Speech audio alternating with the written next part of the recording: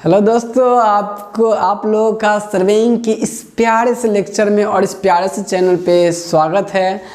तो चलिए आज हम लोग शुरू करते हैं एक अपना प्यारा सा चैप्टर लेबलिंग। ठीक है, अब दोस्त इस लेबलिंग में क्या होगा, ये सर्वेइंग का हमारा एक बहुत ही प्यारा चैप्टर, बहुत ही इंपॉर्टेंट चैप्टर है, जहाँ से आपको एक न्यूमेरिकल एकदम फिक्स आएंगे ही आएंगे, एकदम गारंटेड रहता है। जैसे कंपास से एक फिक्स रहेगा, चेन से एक फिक्स रहेगा न्यूमेरिकल, उस तरह से लेबलिंग से भी एक फिक्स न्यूमेरिकल आएंगे ही आएंगे। ठीक है, बाकी थ्योरेटिकल भी पोर्शन कुछ रहता है, लेकिन एक न्यूमेरिकल इससे फिक्स 6 नंबर में आएंगे, एक फिक्स 6 नंबर में चेन से, एक फिक्स 6 नंबर में आपको कंपास से। देखिए न्यूमेरिकल आप ऐड करते जाइए, न्यूमेरिकल मेनली ऐड करते हैं। थ्योरी तो आपको मेरी कॉपी से एकदम आ ही जाएंगे, उसके लिए आपको चिंता करने की जरूरत नहीं है। और अपेक्षा करते हैं कि आपको जो थ्योरी हम पढ़ा रहे एकदम आपको क्लियर समझ में आ रहा होगा और आपको याद करने में भी सुविधा हो रही होंगी, और हम मान के चल रहे हैं कि आपको हो सके तो याद भी हो जा रहे होंगे आसानी से। ठीक है दोस्त, अब बात करते हैं लेबलिंग की। दोस्त सबसे पहले सोचने वाली ये बात है कि लेबलिंग जैसे कॉन्सेप्ट क्या चीज़ को डील करता है और क्यों पढ़ते हैं हम, है ना। लेबलिंग जैसे कॉन्सेप्ट क्या चीज़ को डील करता है और क्यों पढ़ेंगे। हो चलिए अब आप लोग को थोड़ा सा हम ले चलते हैं अपने पुराने ख्यालात में, है ना। तो एक्चुअल में अगर हम बात करें दोस्त, इससे पहले तो हम लोग देखे थे कि कहीं पे पानी किसी के घर पे चढ़ जाता है, किसी के घर पे पानी नहीं चढ़ता है। जब बाढ़ आती है ना हो तो किसी के घर डूब जाता है, किसी का घर नहीं डूबता है कि नहीं। अच्छा, अब इसके अलावा भी आप देखिए दोस्त, तो आप देखिएगा कि किसी का घर आपको ऊंचा नज़र आएगा, किसी का नीचा नज़र आएगा, है ना। इस चीज़ आपको देखने को मिल जाएंगे, है ना। कोई जैसे दरभंगा हुआ, आपको पटना हुआ, तो कोई एरिया आपको ऊंचा नजर आएगा, कोई एरिया नीचा नजर आएगा, कोई एरिया बाढ़ ग्रसित एरिया नजर आएगा, कोई बाढ़ से पीड़ित नहीं है, एकदम खुशहाल एरिया नजर आएगा। तो दोस्त ऐसी जो चीज़ें हम देख रहे थे तो हम लोग पाए क्या कि एक बात ज़रूर है कि जो हमारा सरफेस जो है ग्राउंड का, वो अंडोलेशन में, अंडोलेशन मतलब क्या, ऊंचा नीचा है, नॉट प्रॉपर है। तो आप ज़रा सोचिए कि अगर मान लीजिए हम कोई रोड बनाने जा रहे हैं, और रोड अगर हम ऐसे बना लें, रोड की जो ऊंचाई ले रहे हैं और कुछ ऐसे ऊंचाई ले लें कि उस ऊंचाई पे बाढ़ की पानी आराम से आ जाता हो, तो क्या होगा दोस्त, थोड़ा भी पानी आएगा उस रोड एकदम, हमारा रोड क्या हो जाएगा, डिस्टर्ब हो जाएगा, जिस केस में हमारा क्या बहुत सारी दिक्कतें आने शुरू हो जाएंगे। ठीक है, तो हम लोग क्या करते हैं ना, हम लोग को पता होना चाहिए होता है कि जो एरिया, जिस एरिया में हम बाढ़ कर रहे हैं, जिस एरिया में हम लोग दो रोड बनाने जा रहे हैं, उस एरिया में जनरली कितने हाइट तक बाढ़ आती है, कितने लेवल तक जनरली पानी रहती है, उसमें कितना हाइट तक रोड बनाना मतलब सही रहेगा, कितना हाइट तक लेके कि आमतौर पर जनरली पानी ना पहुंचे। बाकी बहुत भयंकर बाढ़ आएगा तो पानी रोड पर क्या हमारे घर के ऊपर से भी चले, है ना, बात समझ में आ रही है।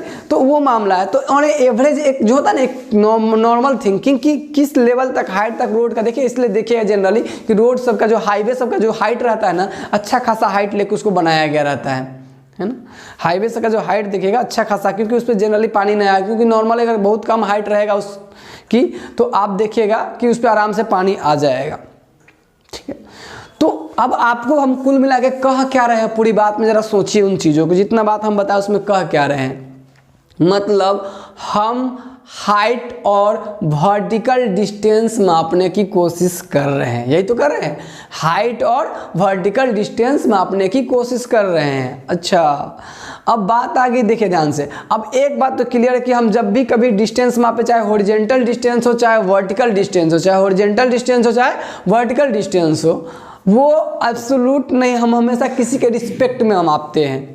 हम आपको ये बात, रिलेटिव जो वर्ड है उसकी बहुत इंपॉर्टेंस है ज़िंदगी में, है ना, कि एक दूसरे के रिस्पेक्ट में हमेशा तुलना करना होता है, एक दूसरे के रिस्पेक्ट में करते हैं। तो रिलेटिव एक वर्ड है जिसकी बहुत इंपॉर्टेंस है हमारे लाइफ में। मैक्सिमम चीज़ें जो डिफाइन की गई होती है वो रिलेटिवली डिफाइन की गई होती है, किसी के रिस्पेक्ट में, है ना। तो अगर हम बात करें ध्यान से दोस्त, तो हम बात कर रहे हैं कि हम मापने की कोशिश कर रहे हैं क्या, हाइट रिलेटिवली। और उसका तुम्हारा घर नीच है बाबू, हमारा घर ऊंच है, मतलब क्या, तुम्हारे घर के रिस्पेक्ट में मेरा ऊंचा है, और हो सके किसी और के घर के रिस्पेक्ट में तुम्हारा घर नीचा हो, है कि नहीं दोस्त। तो ये चीज़ें हम माने, हम कुल मिला के क्या कर रहे हैं, रिलेटिव हाइट, वर्टिकल हाइट देखने की कोशिश कर रहे हैं। हॉरिजॉन्टल हाइट की बात अभी नहीं कर रहे हैं, अभी वर्टिकल हाइट की बात कर रहे हैं कि कितना वर्टिकल हाइट की बात होगी, है ना, जो हमारी ग्राउंड है। अब दोस्त, अब एक तो इसे चलते रहेगा, तो जनरली हमको कोई एक चीज़ तो डिफाइन करना पड़ेगा कि जहाँ से हम क्या मान सके, उसको जीरो मान के वहाँ से काम शुरू करें। तो उन्हीं सब चीज़ों को समझने के लिए, मतलब कि हम जब काम करने जाएंगे तो इन्हीं हाइट को, लेवल को समझने के लिए, इसी को क्यों बोलते लेवल। अभी देखिए अब बात आ रही है, देखिए टर्म समझिए, तुम्हारा लेवल इतना है, मेरा लेवल इतना है, मतलब इसका लेवल इतना है, मतलब ज़मीन का हाइट का, है ना। तो या फिर अदर किसी ऑब्जेक्ट में भी लेवल होंगी, है ना। तो मान लें कुल मिला के कहना है कि वर्टिकल डिस्टेंस मेजर करने का, एक दूसरे के रिलेटिव वर्टिकल डिस्टेंस एक दूसरे रिस्पेक्ट में मेजर करने की प्रोसेस जो होगा, उन सारी चीज़ों का जहाँ पे हम स्टडी करेंगे उस कॉन्सेप्ट का नाम देंगे लेबलिंग। तो लेबलिंग, अब देखिए लेबलिंग का वर्ब फोर्थ फॉर्म है, जिसमें तो हम एक प्रोसेस हो जाएगा। क्या हो जाएगा? प्रोसेस, है ना। लेबलिंग क्या होगा? एक प्रोसेस। तो क्या चीज़ करने का? प्रोसेस होगा तो किसी चीज़ का करने का ना। तो रिलेटिव डिस्टेंस मेजरमेंट करने का जो प्रोसेस होता है, रिलेटिव डिस्टेंस एक दूसरे के रिस्पेक्ट में। अभी रिलेटिव कैसा डिस्टेंस की बात अभी हम कर रहे हैं? हॉरिजॉन्टल नहीं, किसकी?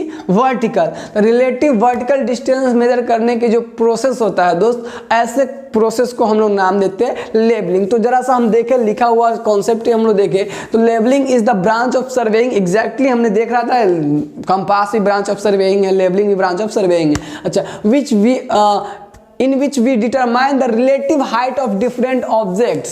मतलब अलग अलग ऑब्जेक्ट्स की हम लोग क्या करते हैं? हाइट पता करते हैं कि ये उससे कितना ऊंचा है, उससे कितना ऊंचा, कैसा रिलेटिव हाइट, यानी हम कह सकते हैं जनरली यहाँ पे हम वर्टिकल हाइट की बात करेंगे। ओके दोस्त, in another word we can say that it is the branch of surveying which deals with deals in vertical plane. Vertical plane में डील करेगा ये, मतलब वर्टिकलिटी मापने में एक डील करेगा।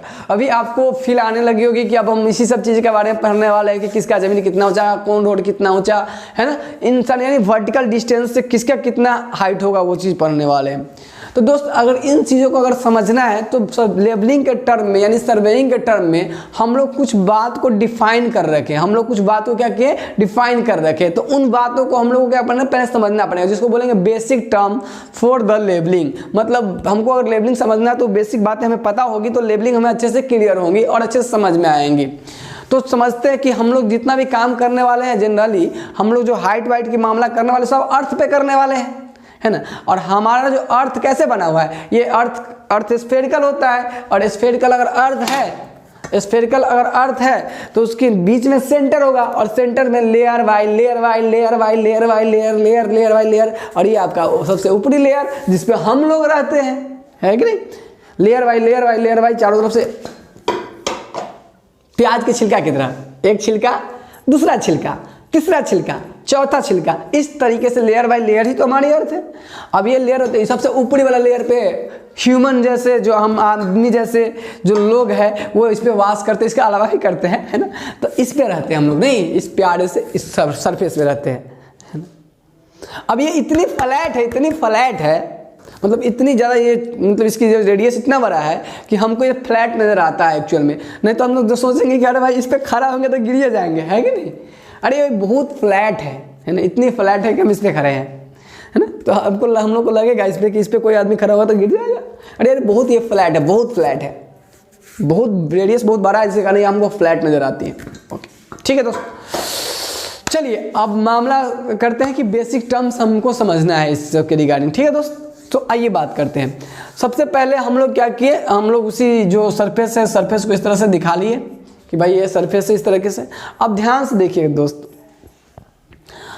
हम लोग क्या करते हैं नॉर्मली कुछ टर्म, जैसे आपको कुछ टर्म सीखना पड़ेगा यहाँ पे कि एक क्या होगा, लेवल सरफेस क्या होंगी, है ना।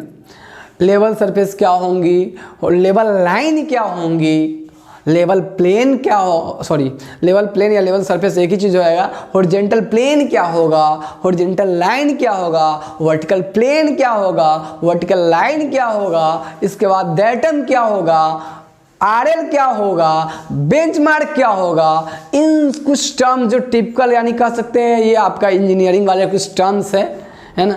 तो उन चीज़ों को आपको समझ लेने हैं। अब उस समझने के बाद आप जब सर्वेइंग के आगे की क्लास करोगे तो आपको क्लियर सारी बातें एकदम आराम से समझ में आएंगी। ठीक है, अगर आप डायरेक्ट चलोगे आगे तो फिर आपको पता नहीं चलेगा अच्छे से, तो हम लोग एक एक करके समझते चलते हैं। ठीक है दोस्त, देखिए अब बात करते हैं, एक टर्म है जिसमें आएगा लेवल सरफेस, है ना। Level surface. देखिए जो हमारा ये जो अर्थ है ये इस तरह से कर्व से बना हुआ है, ये जो सरफेस इसको बोलते हैं। अब इस सरफेसेस का जो मीन होगा उसको बोलते हैं मीन। हमको पता है कि हमारा अर्थ हम लोग एज्यूम कर चलते हैं स्फेरिकल है ना, स्फेरिकल। तो इसका जो मीन निकलेगा वो मीन स्फेरॉइडल कहलाएगा। क्या कहलाएगा? मीन स्फेरॉइडल, है ना। और इस सरफेस के पैरेलल, इस सरफेस देखिए इस सरफेस ऐसे है, इस सरफेस के पैरेलल अगर कोई सरफेस होता है, इस सरफेस के ये इस सरफेस के पैरेलल अगर कोई सरफेस होता है, ठीक है, तो उस सरफेस को हम लोग नाम देंगे लेवल सरफेस। उस सरफेस को क्या नाम देंगे? Level surface. अब देखिए मीन स्पाइरल इसलिए लिए क्योंकि देखिए अर्थ जो है कहीं के ऊंचा, कहीं पे नीचा, कहीं पे ऊंचा, तो ये लेयर बाय लेयर है। तो हम क्या करते हैं, पूरी की मीन निकाल लेते हैं। मीन निकाल लेंगे तो कर्वेचर टाइप से बनेगा। तो इस सरफेस के जो पैरेलल कोई सरफेस हम लेंगे तो वो सरफेस हमारा कहलाएगा मीन स्फेरॉइडल सरफेस। और उस मीन स्फेरॉइडल कहलाएगा। उस मीन स्फेरॉइडल सरफेस के जो पैरेलल सरफेस लेंगे वह कहलाएगा लेवल सरफेस। जनरली जो स्टिल वाटर हो जाता है, रुका हुआ पानी होता है, जो लेक की, झील की, वो पानी जो होती है वो सरफेस को हम लोग कह सकते हैं वो क्या हो? लेवल सरफेस है। अच्छा, लेवल सरफेस पे जो लाइन लाई करेगा उस लाइन को क्या बोलेंगे? लेवल सरफेस जो हो जाएगा उस सरफेस में लाइन लाई करेगा उस लाइन को क्या बोलेंगे? क्योंकि एक जो सरफेस होता है वो इनफाइनाइट लाइन से बनी होती है, तो लेवल सरफेस पे जो भी लाइन होगा दोस्त उसको बोलेंगे लेवल लाइन। बात क्लियर हो गई होगी। तो देखिए दोस्त इसी बात को हम लोग पहले स्टार्टिंग से नोट करना शुरू किए कि लेवल सरफेस क्या है। The surface which is parallel to mean spheroidal surface is called level surface and line lies on it. जो लाइन इस सरफेस पे लाई करेगा वो क्या कहलाएगा? लेवल लाइन कहलाएगा। इस सरफेस की ये जो सरफेस होगा ये सरफेस हमारा लेवल सरफेस कहलाएगा, जो मीन स्पाइरल सरफेस के पैरेलल होगा। मीन स्पाइरल क्यों बोले? क्योंकि हमको पता है कि जो अर्थ हमारी है वो अंडुलेशन में है, तो उसके जो सरफेस है उस सरफेस का हम एक मीन लेंगे। अब मीन वाला जो बनेगा उसके पैरेलल सरफेस की अगर हम बात करें तो हमारा मीन लेवल सरफेस कहलाएगा। बात समझ में आ गई दोस्त? अच्छा दोस्त, अब देखिए ध्यान से सुनिएगा। अब बात करते हैं हम लोग यहाँ पे, इसके बाद एक हॉरिजॉन्टल प्लेन आएगा और एक वर्टिकल प्लेन आएगा। एक हॉरिजॉन्टल प्लेन आएगा और एक वर्टिकल प्लेन आएगा। अब ध्यान से सुनिए, जो प्लेन लेवल सरफेस के टेंजेंशियल होता है, लेवल सरफेस हमारा ये हो गया, और इस सरफेस के अगर टेंजेंशियल एक टेंजेंशियल प्लेन ले ले तो वो प्लेन हमारा क्या कहलाएगा?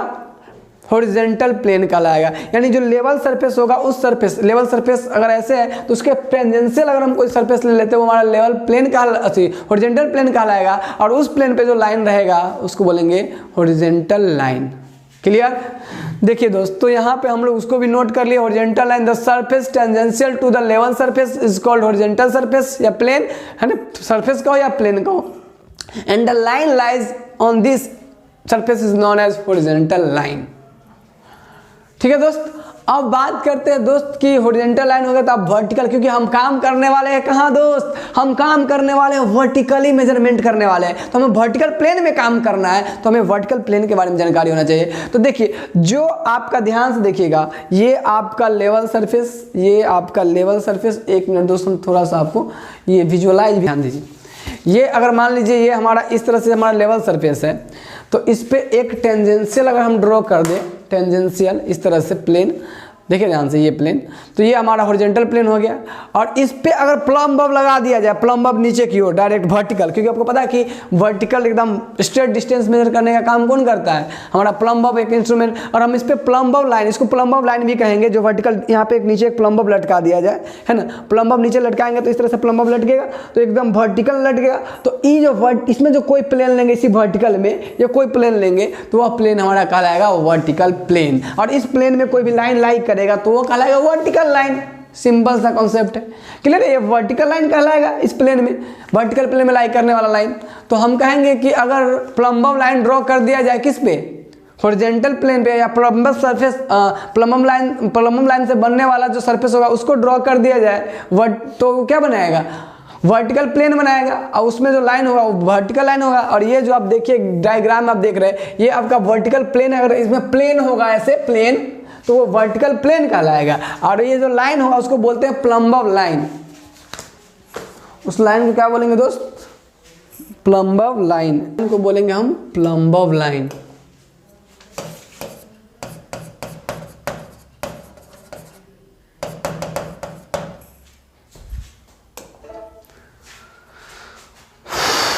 ठीक है दोस्त, यहाँ से अब लिख ले वर्टिकल प्लेन क्या लिखे हैं, the surface normal to the horizontal surface. Normal कहो या परपेंडिकुलर कहो, है ना, क्योंकि वर्टिकल जब हम हॉरिजॉन्टल सरफेस के जब वर्टिकल हम कोई प्लेन लेंगे तो वो उसके परपेंडिकुलर होगा, इसी बात को हम कह सकते हैं नॉर्मल भी होगा, है ना।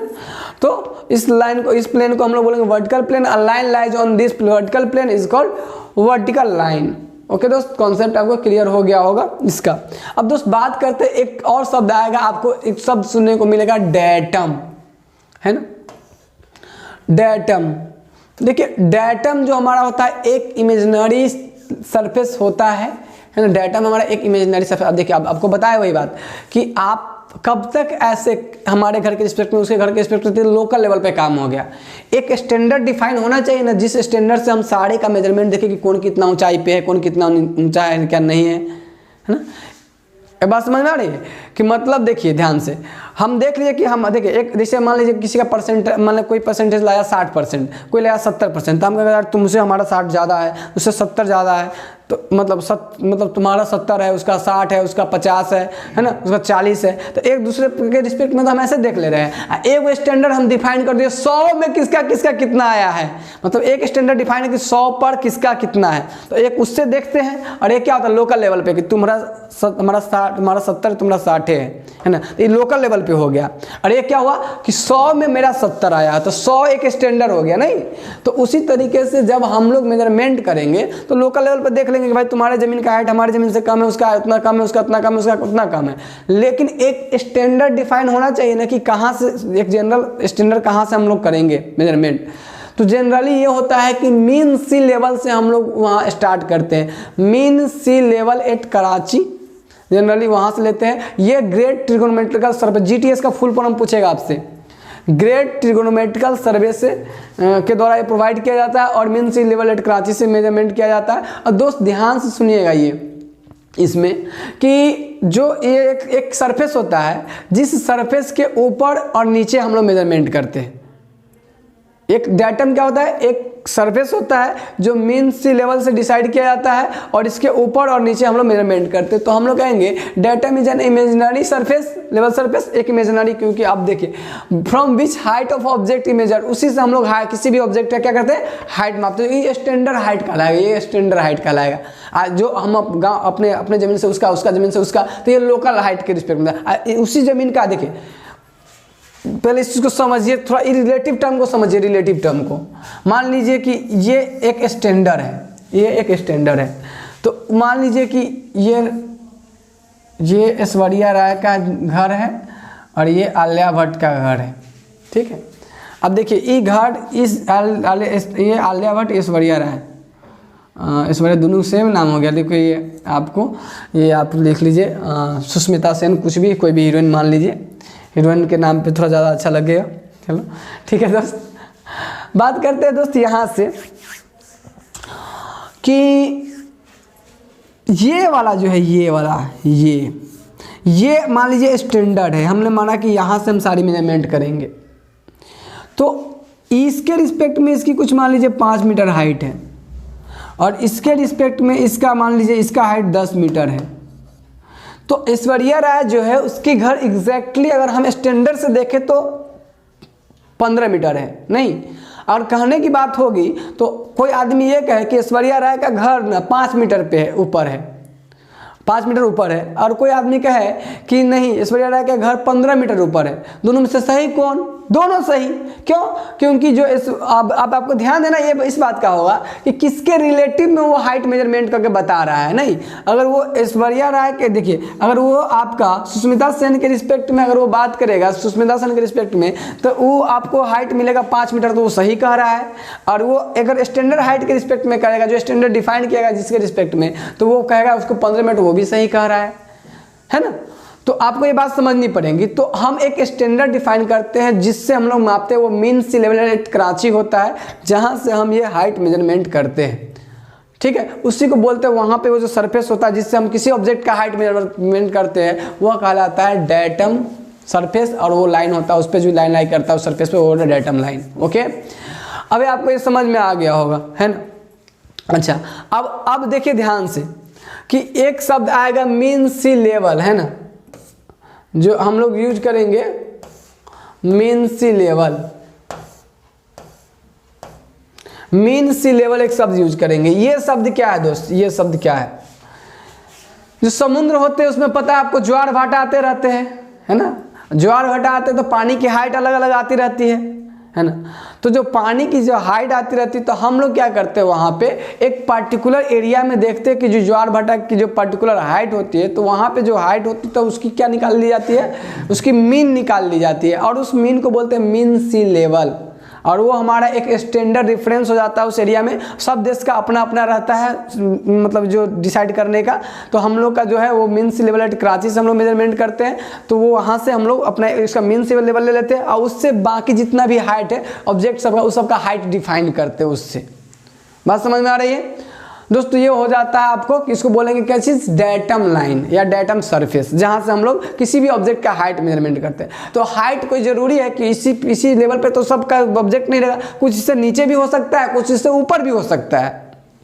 जो हमारी ग्राउंड लेवल होंगी जो भी है, इस पर कुछ वस्तु हमारी इस हाइट से ऊपर भी हो सकता है और इससे नीचे भी हो सकता है। तो इसके ऊपर ध्यान से सुनिएगा, इससे ऊपर और नीचे जो डिस्टेंस मेजर करेंगे, यानी डेटम लाइन से जो ऊपर और नीचे जो डिस्टेंस मेजर करेंगे उसको बोलेंगे रिड्यूस्ड लेवल।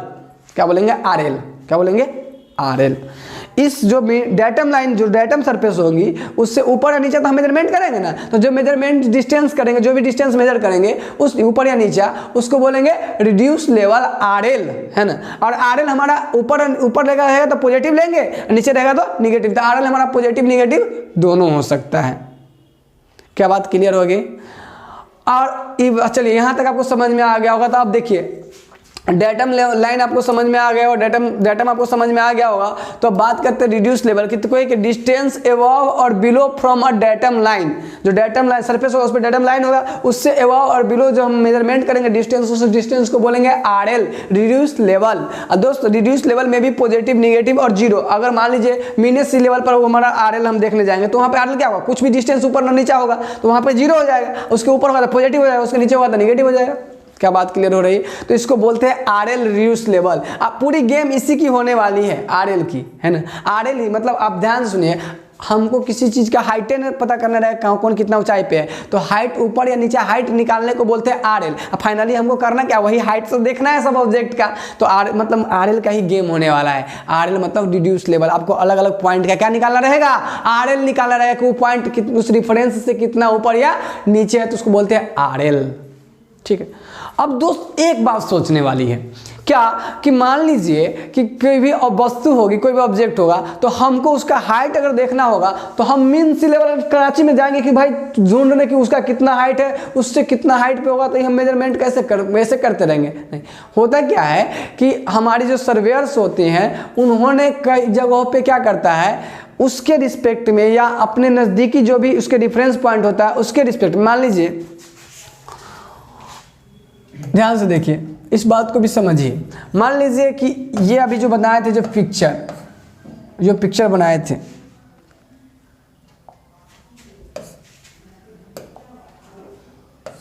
जो पिक्चर बनाए थे, ऐश्वर्या थी, सुष्मिता सेन थी, और ये थी आपका ये आपका मतलब इसको बोलते हैं डेटम, इसको बोलते हैं डेटम। चलिए डेटम है, ये डेटम सरफेस है, ठीक है। अब इसके ऊपर अगर मान लीजिए, अगर हमको देखिए, हमको इस डेटम से इसका हाइट अगर पता है 5 मीटर, हमको ऐश्वर्या राय का हाइट नहीं पता है, मतलब ऐश्वर्या राय का हाइट मतलब घर की हाइट है, मतलब घर की ऊंचाई, किस सरफेस, उसकी जो घर की ग्राउंड है वो कितना ऊंचा है ना, नहीं पता है। तो अगर हम मेजरमेंट करने जाते हैं दोस्त इसके घर की हाइट के लेके, तो मान लीजिए हमको इसका घर का हाइट पता है कि 5 मीटर है पहले से, पहले से पता है 5 मीटर, तो हम इसके घर के हाइट से अगर माप ले 10 मीटर हाइट, तो हमको पता चल जाएगा ऐश्वर्या राय कितना हाइट, इसके घर का हाइट कितना है। और हम ये भी बता पाएंगे कि डेटम से कितना ऊंचा ऐश्वर्या राय के घर है, मतलब इस रेफरेंस से भी बता पाएंगे। 15 मीटर इससे हो जाएगा और 10 मीटर इससे हो जाएगा। तो हम लोग क्या किए, जो सर्वेयर है, आप गौर से देखिएगा, कहीं कहीं पे जाके जब देखिएगा तो अलग अलग जगहों पे आपको सीला एक ये मिलेगा, सीला मिलेगा, सीला है ना, उस सीला मतलब पत्थर रहता है, उस पत्थर सब पर लिखा हुआ रहेगा, है ना। वो क्या लिखा रहता है वो आपको बताते हैं अभी। देखिए, तो सीला लिखा रहा, उस पर लिखा रहता है, उस पर पहले ही से देखिए, तो ये क्या होगा, मान लीजिए अगर हमको पहले ही से ये पता हो, यानी प्री डिफाइंड आरएल, यानी डाटम के रिस्पेक्ट में इस जगह का हमको RL पता हो तो इसको बोलेंगे प्री डिफाइंड RL पहले से। अगर ये RL पहले से पता हो तो दोस्त इसकी जो हाइट है हम इसके रिस्पेक्ट में माप लेंगे तो इसके रिस्पेक्ट में हमको पता चल जाएगा कि हमको जरूरत पड़ेगा तब। लेकिन इसके रिस्पेक्ट में हम मापेंगे तो ये पहले ही से अगर हमको पता हो तो हर जगह, नहीं तो हमको डायरेक्ट सबके लिए यही इसी के रिस्पेक्ट में सोचने जाना पड़ेगा, तो ये हो जाता है। तो हम लोग क्या किए हुए हैं कि जितने भी अगल बगल है, जो से अगल बगल है, अगल बगल हर जगह आप देखिएगा कि मतलब जो आसपास में एरिया होता है तो वहाँ पे क्या किया था सर्वेयर सब नज़दीक में से रेलवे स्टेशन के पास में क्या करेगा, पहले से एक लगा देगा शिलापट, उसमें लिख लेगा benchmark 100 metre, 200 metre, 150 metre. तो वो अपने रिलेटिव जगह के रिस्पेक्ट में वो पहले ही से एगो अब जगह का जो BM जो लिखा रहेगा, BM का फुल फॉर्म होता है बेंच मार्क, वो पहले ही से डिफाइन करके रख दिया रहता है। तो देखो ये जो हाइट है पहले ही से हमको पता है, पहले ही से पता है इसके रिस्पेक्ट में, तो प्री डिफाइन RL जो पहले ही से किसी जगह के लिए RL डिफाइन करके रख देते हैं डाटम के रिस्पेक्ट में या फिर उसके नज़दीकी किसी पॉइंट, तो उसको हम लोग बोलते हैं, उसी को हम लोग बोलते हैं क्या चीज़, बेंच मार्क। क्या बोलते हैं, बेंच मार्क BM। मतलब हम कह सकते हैं कि प्री डिफाइंड RL जो होगा उसको बोलेंगे बेंचमार्क। तो अभी देखिए ध्यान से यहाँ कि हम लोग अगर बात करें दोस्त यहाँ से, तो बेंचमार्क किसको बोलेंगे, BM। Any predefined reduce level यानी RL is known as benchmark. कोई भी अगर पहले से हमको RL पता होता है किसी पॉइंट को तो हम कहेंगे हमारे लिए बेंचमार्क हुआ है, हमारे लिए बेंचमार्क है, उसी के से हम काम किए हैं।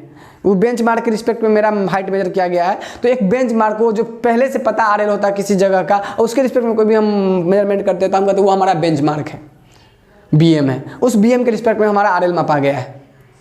तो पहले से पता अगर कोई RL होता है तो हम उसको कहते हैं बेंचमार्क। यहाँ पे जो हम लोग काम करेंगे तो उसमें एग्जैक्टली हमको कोई भी ज़मीन होगा तो लोकल लेवल पे काम करेंगे, ज़मीन का है ना, किसका हाइट कितना है तो लोकल लेवल पे काम करेंगे। तो हमको पहले ही से कोई RL पता हो उसे, नहीं तो फिर हम वहाँ से थोड़ी ना मापने जाएंगे। तो पहले से उस जगह आसपास के जो भी हमारा एक बेंचमार्क डिसाइडेड रहता है सर्वेयर के द्वारा, उस बेंचमार्क से लेके काम करेंगे। तो हमको बेंचमार्क पहले से कुछ ना कुछ दिया रहेगा, मतलब हम कह सकते हैं प्री डिफाइंड RL पहले किसी पॉइंट के दिया रहेगा, उस पॉइंट से हम काम करना शुरू करेंगे तो हमको BM दिया रहेगा।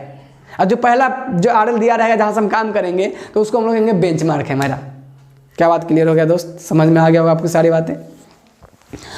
अब ये बेंचमार्क जो होगा भाई सीधा सा बात है कि कई तरीके से होगा। एक GTS ग्रेड ट्रिब्यूनल सर्वर द्वारा परमानेंट हो सकता है, टेम्पोररी हो सकता है, आर्बिट्ररी। तो देखिए ध्यान सुनिएगा, आर्बिट्ररी अपना मन से भी कोई बेंचमार्क मान के, जैसे लोकल लेवल हम देखो इसको बेंचमार्क मान ले रहे हैं कि इसकी हाइट इतनी है और उसकी हाइट पे हम अपना उससे मेजरमेंट कर लेंगे, तो अपना मन से माना हुआ तो आर्बिट्ररी बेंचमार्क हो जाएगा। कुछ देर के लिए ही बेंचमार्क रखा, कुछ मिटा देगा तो वो हो जाएगा क्या, टेम्पोररी। अब मान लीजिए स्टेशन सब उसको परमानेंट बेंचमार्क बनाया गया ताकि अगर मान लीजिए किसी आसपास की ज़मीन हो तो वहाँ एक अच्छा सा डिफरेंस लिया जाए, तो वहाँ पे जहाँ फिक्स करके रखा जाए, कुछ जगहों पर हम टेम्पोररी काम के लिए बनाते हैं तो टेम्पोररी बेंचमार्क हो जाएगा। जहाँ परमानेंट करेंगे तो परमानेंट GTS के द्वारा जो डिफाइंड होगा तो वो आपका GTS बेंचमार्क हो जाएगा। तो काम क्लियर हो गया आपको। तो बेंचमार्क के प्रकार के हो सकते हैं, तो बेंचमार्क आपका परमानेंट, GTS और टेम्पोररी और आर्बिट्ररी हो सकता है। अब दोस्त बात आएंगी, तो अभी यहीं तक रहने देते हैं, हम लोग आज की क्लास में आगे वाला आगे पढ़ेंगे। तो आप अभी तक जितना आपको हम बात समझाए हैं दोस्त, इसमें दो तीन बातें अभी और है, लेकिन यहाँ से ही आपका न्यूमेरिकल वाली कॉन्सेप्ट शुरू हो जाती है। तो आपसे हम मिलते हैं नेक्स्ट क्लास में इसके नेक्स्ट लेक्चर के साथ। अपेक्षा करते हैं कि आपको सारी बात अच्छे से समझ में आ गई होगी। आपको अगर ये polytechhub.com पे अगर अच्छे से सारी बातें क्लियर होती तो ज़रूर सपोर्ट करें आप, और ताकि हमें मोटिवेशन मिले और आपके लिए हम और भी प्रेरणा से काम करते रहें। तो मिलते हैं हम आपसे नेक्स्ट लेक्चर में। धन्यवाद।